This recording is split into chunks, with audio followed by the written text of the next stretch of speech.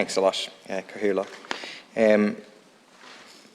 It is criminal, it is murderous, it is absolutely scandalous, the role that the Irish government is playing in blocking people around the world getting access to COVID vaccines. Scandalous. We're 1 year into the global rollout of the vaccines, and just 1 in 12 people in poor countries have received even 1 dose of the COVID vaccine. In Haiti, only 1% of the population has been vaccinated. In many African countries, vaccination rates are between 2 and 5%. 3/4 of healthcare workers across Africa aren't fully vaccinated. It's not because of a lack of demand. It's not because of a lack of capacity to produce the vaccines.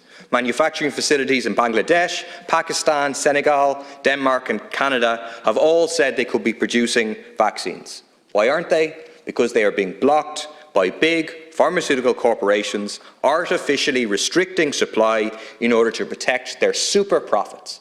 Massive public money poured into this research and now benefiting them in terms of private profits. One factory in Bangladesh alone estimates they could produce 1 billion vaccine doses if only the intellectual property rights could be waived. What does the Irish government do? They say, COVAX this, CTAP that, oh, we're not against it necessarily. But behind the closed doors in the European Council, the Irish government is lobbying on behalf of Big Pharma. It's a scandalous situation.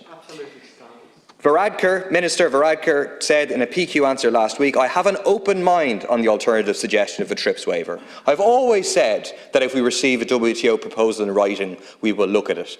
This has not happened yet.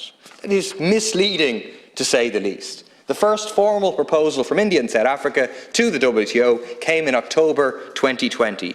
As for the open mind, then why is the Irish government lobbying at European Council level against a TRIPS waiver? Absolutely scandalous, and it's causing the deaths of people around the world, including in this country, in terms of the spread of new variants like Omicron and so on. We cannot afford more delays, more variants, more deaths and restrictions. We need to scrap the patents now and share the vaccine recipes worldwide. The vast majority of countries in the world have backed this call. Even the US have backed the call for a TRIPS waiver. Just finally, I want to deal with a different issue, which is the question of the crucial call for the cancellation of Eurozone countries' debt to the European Central Bank. It's a call made by academics, activists, trade unionists and left public representatives, including the People Before Profit TDs, in a call published across Europe last week. And the reason for this is because public debt has expanded by over 20% across Eurozone countries. Why?